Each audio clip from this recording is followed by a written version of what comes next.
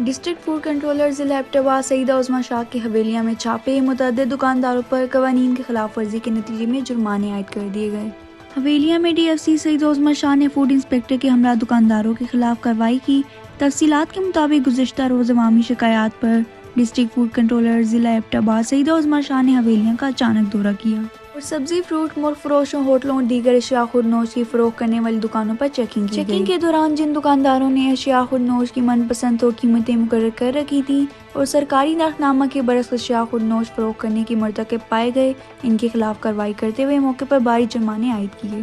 Checking کے دوران گفتگو کرتے ہوئے ڈسٹرکٹ فوڈ کنٹرولر سعیدہ عظمیٰ شاہ نے کہا کہ کوئی بھی تاجر سرکاری نرخنامہ کے برعکس اشیاء خودنوش کی فروخت میں ملوث پایا گیا تو اس کے خلاف سخت قانونی کارروائی عمل میں لائی جائے گی۔